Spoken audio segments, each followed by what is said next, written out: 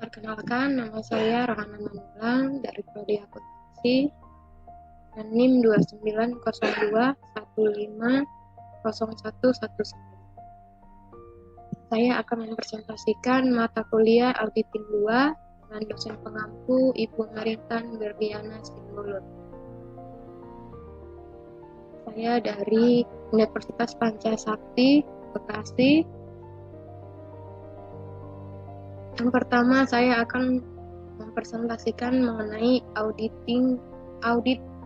plan atau perencanaan pemeriksaan. Menurut Boyton, menyatakan bahwa audit plan melibatkan pengembangan suatu strategi menyeluruh untuk pelaksanaan dan penentuan lingkup audit yang diharapkan. Auditor harus merencanakan audit dengan suatu sikap skeptisme profesional mengenai hal-hal seperti integritas manajemen, kekeliruan, dan ketidakberesan, serta tindak melawan hukum. Kemudian, auditing program.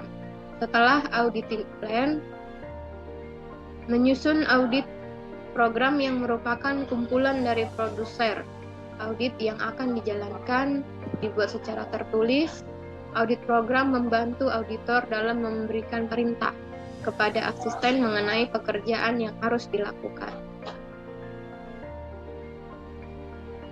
Audit dirancang menjadi pedoman bagi auditor mengenai satu, apa yang akan dilakukan, kapan akan dilakukan, ketiga, siapa yang akan melakukannya, keempat, berapa lama waktu yang akan dibutuhkan. Maka dapat disimpulkan bahwa program audit merupakan alat untuk mensurvei pendahuluan dengan pekerjaan lapangan. Auditor mengidentifikasi tujuan operasi risiko, kondisi-kondisi operasi, dan kontrol yang diterapkan. Adapun beberapa manfaat audit program menurut Steyer, yaitu yang pertama, memberikan rencana sistematis untuk setiap tahap pekerjaan. Audit yang merupakan suatu rencana yang dapat dikomunikasikan baik kepada supervisor audit maupun kepada staf audit. Yang kedua, menjadi dasar penugasan auditor. Ketiga, menjadi sarana pengawasan dan evaluasi kemajuan pekerjaan audit, memuat waktu audit yang dianggarkan.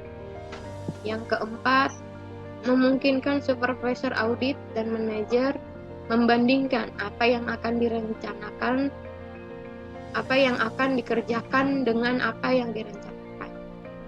Yang keenam, memberi ringkasan catatan pekerjaan yang dilakukan, kemudian membantu auditor dan audit selanjutnya untuk mengenal lebih dekat jenis-jenis pekerjaan audit yang dilakukan dan waktu yang dibutuhkan. Kemudian mengurangi waktu supervisi langsung yang dibutuhkan.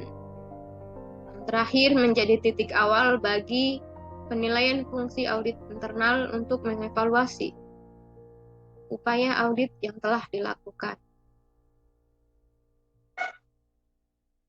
Audit prosedur. Audit prosedur atau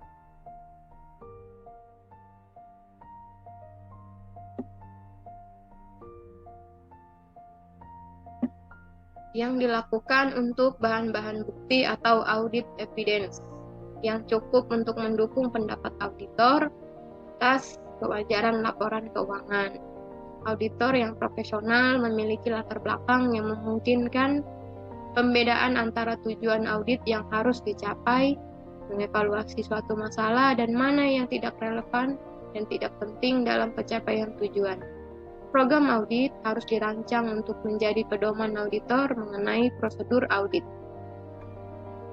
Apa yang akan dilakukan untuk mencapai tujuan-tujuan audit, pengalaman dan logika auditor akan menentukan prosedur-prosedur audit audit mana yang akan sesuai dengan tujuan audit, prosedur yang relevan dengan tujuan-tujuan yang telah dipilih, yang tidak relevan dan akan sia-sia jika tidak menghasilkan bahan bukti yang sesuai dengan penelaan pencapaian tujuan operasi.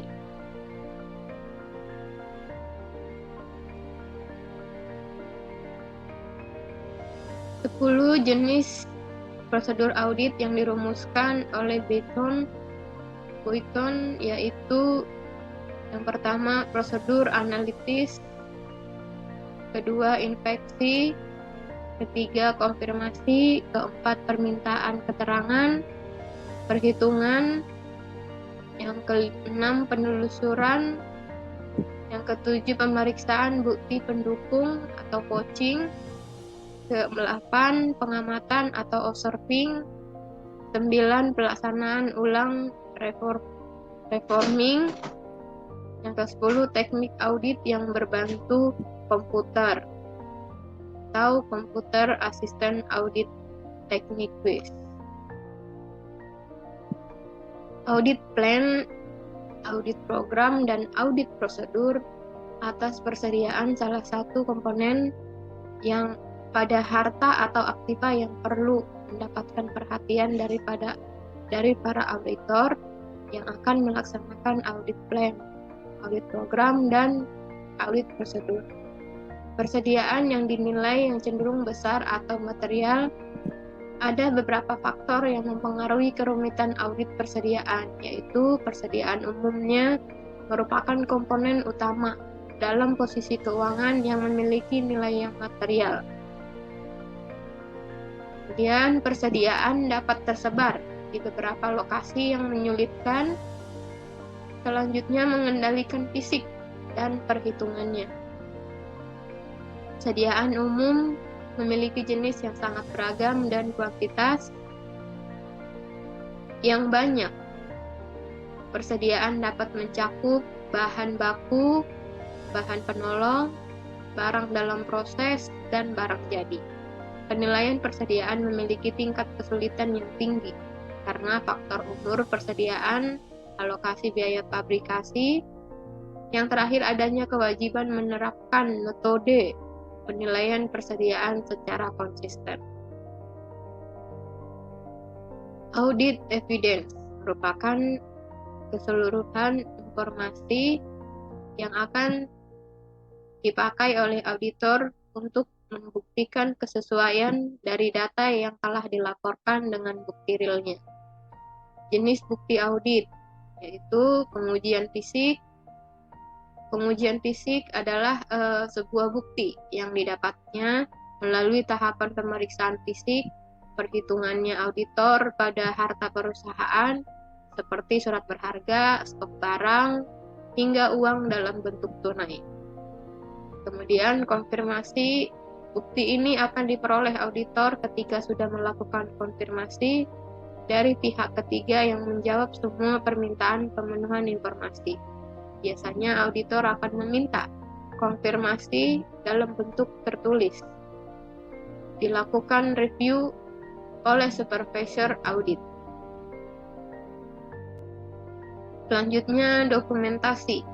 Pemeriksaan terkait dokumen ataupun catatan seluruh klien yang bisa menunjang tujuan auditor. Dokumentasi mampu menginformasikan biaya penyediaan yang sangat rendah bisa menjadi bukti layak.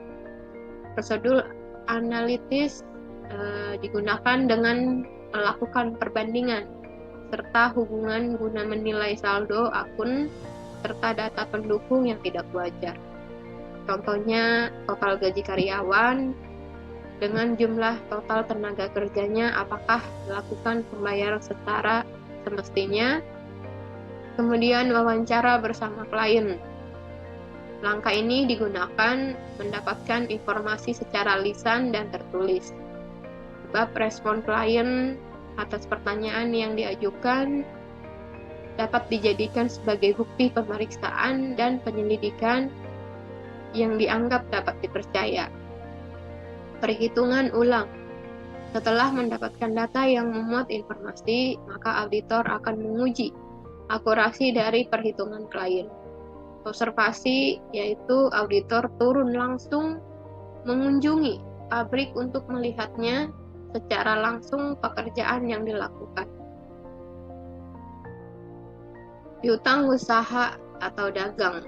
Piutang usaha atau dagang adalah piutang yang terjadi karena penundaan pembayaran oleh konsumen setelah barang atau jasa diterima. Meskipun banyaknya piutang karena pembelian secara kredit, pada piutang usaha atau barang atau dagang tidak jarang piutang yang ada terjadi karena sistem penjualan. Piutang juga salah satu jenis penagihan kepada pihak yang telah berhutang kepada bisnis. Piutang merupakan hak milik yang masih berada di pihak lain. Bentuknya bisa berupa penjualan yang belum dibayar lunas oleh pelanggan. Apabila ada pembelian yang bertransaksi dengan sistem kredit, pembelian tidak hanya membayar barang tersebut, tetapi juga dapat ada nilai bunga karena ada waktu jatuh tempo untuk pembayarannya.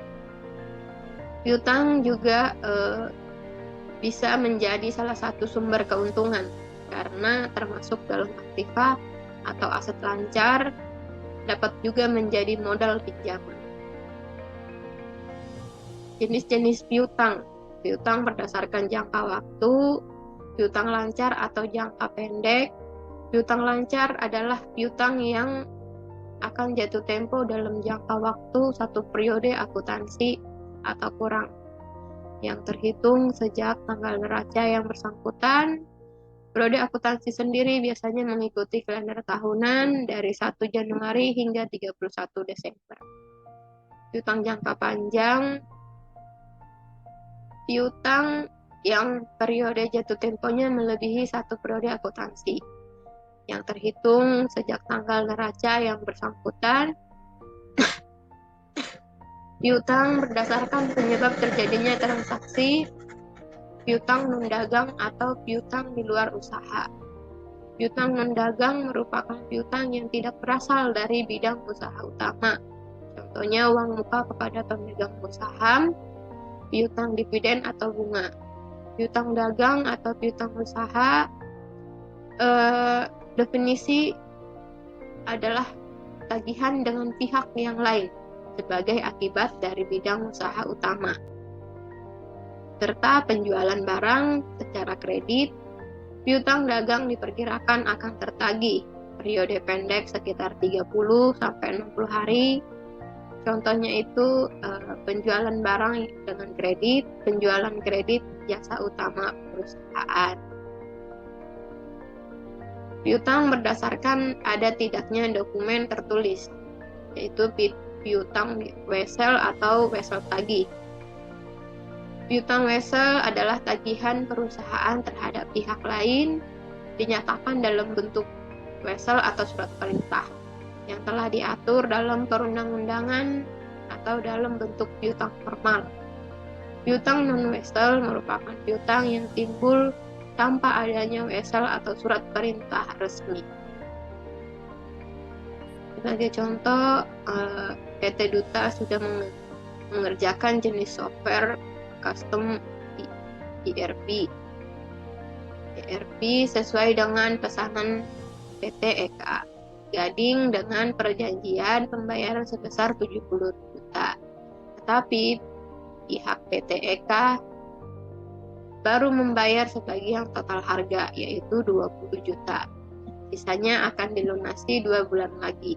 Maka piutang usaha PT Duta akan ditulis dalam jurnal umum dengan keterangan kas 20 juta, piutang usaha 50 juta, penjualan 70 juta.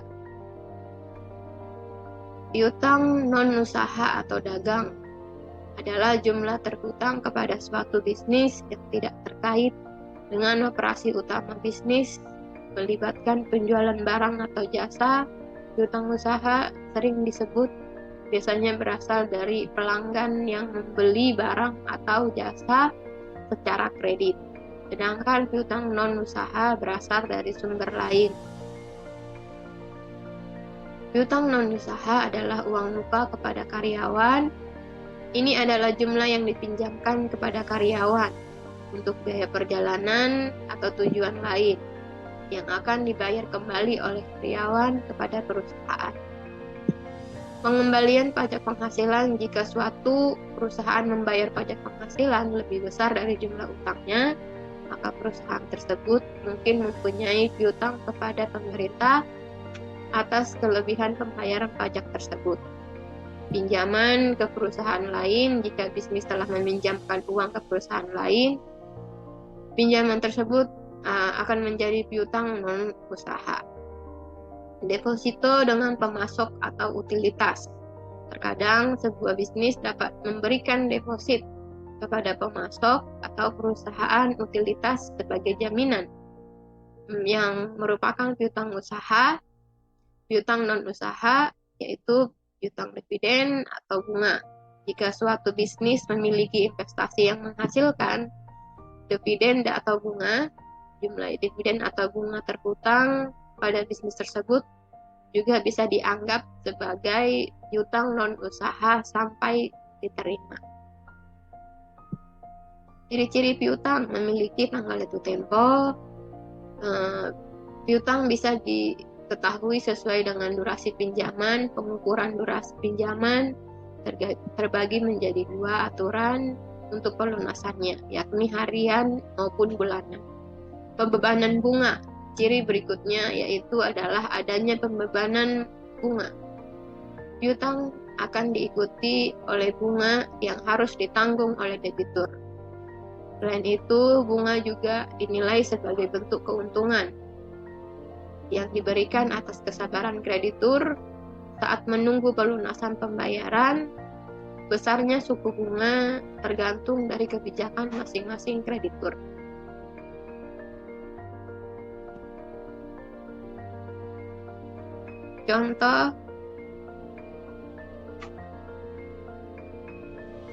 Contohnya adalah bisa kita bayangkan, misalnya sebuah skenario melibatkan perusahaan fiksi, yaitu Duta Corp.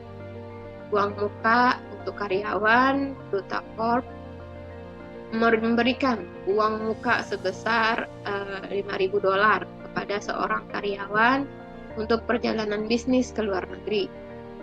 Sampai karyawan tersebut memperhitungkan pengeluaran ini dengan tanda terima atau mengembalikan uang yang belum dipakai, $5.000 ini dianggap sebagai piutang non-usaha. Pengembalian pajak penghasilan: setelah mengajukan pengembalian pajak tahunan, Duta Corp menentukan bahwa mereka kelebihan pajak sebesar $10.000. $10.000 yang diharapkan diperoleh kembali dari pemerintah sebagai pengembalian dana adalah piutang non-dagang. Pinjaman ke perusahaan lain: Duta Corp meminjamkan $50.000 kepada perusahaan rintisan sebagai bagian dari kemitraan strategis. $50 ini dianggap sebagai piutang non-usaha sampai dilunasi setoran dengan pemasok atau utilitas Duta Corp. Memberikan deposito sebesar $2.000 kepada perusahaan utilitas ketika perusahaan tersebut membuka lokasi kantor baru. Deposit sebesar $2.000 ini merupakan piutang non-usaha. Dividen atau piutang bunga: Duta Corp memiliki saham di perusahaan lain mengumumkan dividen sampai dividen tersebut benar-benar diterima. Jumlah yang harus dibayarkan kepada Duta Corp dianggap sebagai piutang non-usaha. Piutang non-usaha ini akan dilaporkan kepada neraca Duta Corp dan akan direalisasi dengan cara diimbangi dengan pengeluaran, seperti dalam kasus uang muka ke karyawan, atau diubah menjadi uang tunai, seperti dalam kasus pengembalian pajak penghasilan. Pinjaman dengan perusahaan lain, simpanan pada utilitas, dan piutang dividen. Langkah prosedur audit atau pentingnya untuk perusahaan, yaitu inspeksi, pengamatan, konfirmasi, permintaan keterangan, penelusuran, perhitungan, pemeriksaan bukti pendukung, pelaksanaan ulang.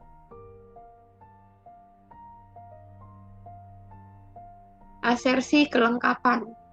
Apa itu asersi? Asersi adalah kelengkapan yang berhubungan dengan semua transaksi dan akun yang seharusnya disajikan dalam laporan keuangan yang telah dicantumkan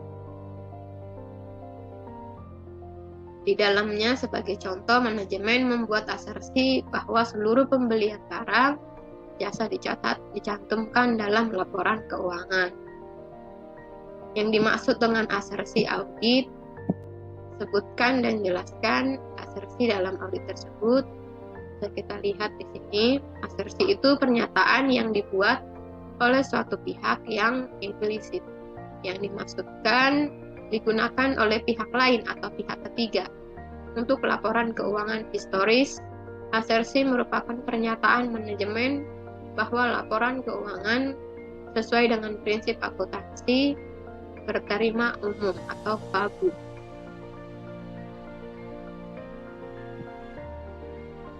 Apa itu dokumen kredit? Berkas kredit adalah kumpulan data tentang aktivitas pinjaman dan pembayaran nasabah. Berkas kredit biasanya berisi informasi yang menentukan skor kredit.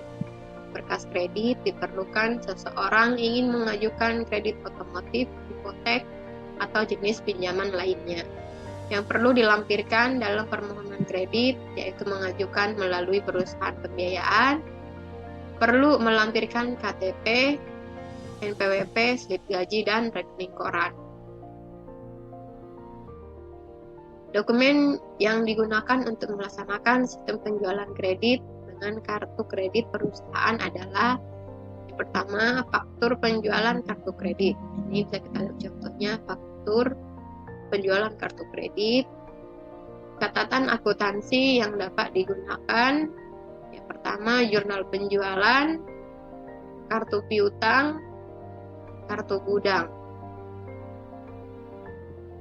Kemudian surat tagihan atau jaringan prosedur yang membentuk sistem penjualan dengan kartu kredit. Pertama, prosedur order penjualan, prosedur pengiriman barang, kemudian prosedur pencatatan piutang, prosedur penagihan, dan prosedur pencatatan penjualan. Ini kita bisa lihat contoh surat tagihan, bentuknya seperti ini. Nah, untuk mendeteksi terjadinya pencatatan transaksi penjualan kredit, sebutkan aktivitas pengendalian yang diperlukan.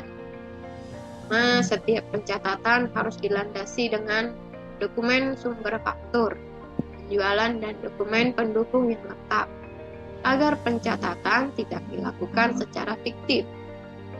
Yang kedua, pengecekan secara independen. Posting ke dalam buku membantu piutang dengan akun kontrol piutang dalam buku besar. Akun kontrol untuk mengecek apakah posting yang dilakukan sudah sesuai. Yang ketiga, pertanggungjawaban terhadap faktur penjualan secara periodik. Faktur penjualan dilakukan dengan berkala agar tetap terjaga keindependenannya. Keempat, panduan akun dan review memberikan kode akun agar tidak ada kode akun yang salah. Yang kelima, pengiriman pernyataan piutang bulanan kepada debitur agar debitur dapat melakukan pengecekan pada piutang sebelum jatuh tempo. Ini adalah referensi dari presentasi saya. Dan untuk presentasi saya, terima